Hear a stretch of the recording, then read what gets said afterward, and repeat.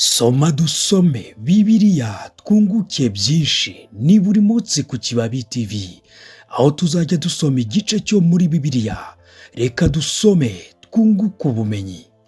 Abantu bose muri iyi si bemera Bibiliya n'abatayemera bakwiriye kuyisoma, gusa nyuma y'uko bitaborohera kubera igihe turimo ndetse n'uko Satani agenda dutega ubuzima bugoye butwibagiza gusoma Bibiliya. Nk'ikibabi TV twabahitiyemo aka kanya ko kujya dusoma igice cyo muri Bibiliya guhera ku itangiriro kugeza ku byahishuwe.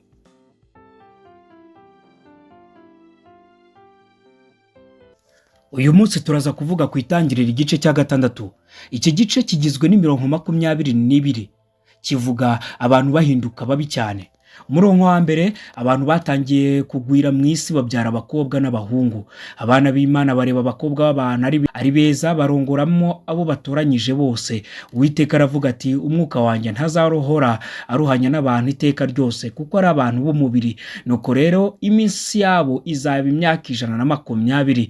Muri iyo minsi abantu barebare banini bari mu isi no mu gihe cyo hanyuma, abana b'Imana bamaze kurongora abakobwa b'abantu babyarana nabo abana, aribo za ntwari za kera zari ibirangirire. 5, kandi Uwiteka abona yuko ingeso z'abantu zari mbi cyane mu isi, kandi uko kwibwira kose imitima yabo itekereza ari kubi gusa iteka ryose. 6, Uwiteka yicuza yuko yaremye abantu mu isi, bimutera agahinda mu mutima. 7, Uwiteka aravuga ati, nzarimbura abantu naremye batsembe mu isi, uhereye ku muntu n'inyamaswa n'amatungo n'ibikururuka n'inyoni n'ibisiga byo mu kirere, kuko nicujije yuko nabiremye.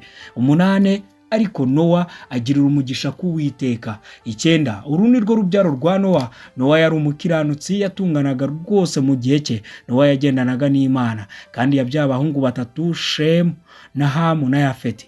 Kandi si yari yarononekaye mu maso y'Imana, yuzuye urugomo.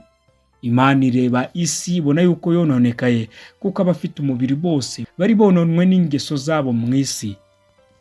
Imana itegeka Nowa kubaza inkuge. 13, Imana ibwira Nowa iti, iherezo ry'abafite umubiri bose rije mu maso yanjye, kuko isi yuzuye urugomo ku bwabo, dore nzabarimburana n'isi. 14, nuko rero wibariza inkuge mu giti cyitwa gofero, ugabanyemo ibyumba, uyihome ubushishi imbere n'inyuma. 15, uyibaze utya, uburebure bw'umurambararo bw'iyo nkuge bube mikono 300, ubugari bwayo bube mikono 50, uburebure bw'igihagararo bwayo bube mikono 30. 16, kandi uzacemo idirishya rizaba irya mukono umwe, nuyirangiza hejuru umuryango w'inkuge uzawushyire mu rubavu rwayo, uzayishyiremo amazu, iyo hasi n'iya kabiri, hejuru yayo n'iya gatatu.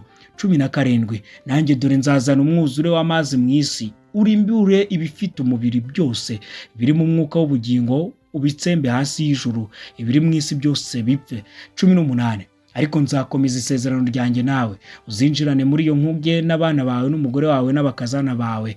19, kandi mu moko yose y'ibibaho bifite umubiri byose uzinjize muri iyo inkuge bibiri, ngo ubirokorane nawe, bizaba ikigabo n'ikigore. 20, mu nyoni no mu bisiga nk'uko amoko yabyo ari, no mu matungo nk'uko amoko yayo ari, no mu bikururuka hasi byose nk'uko amoko yabyo ari, 2 by'amoko yose bizaza aho uri kugira ngo ubirokore. 21, kandi uzijyanire mu biribwa byose, ubyihunukire, bizaba ibyo kubatungana n'ibyo muri kumwe. Nowa agenza atyo, ibyo Imana yamutegetse byose aba ari byo akora. Iki ni igice cya 6 dusoje cy'itangiriro. Soma dusome Bibiliya. Turabakunda cyane, nawe ubutaha mu gice kizakurikira cya 7. Ariko mureke dutume Imana iturebana amaso y'imbabazi. Turabakunda cyane.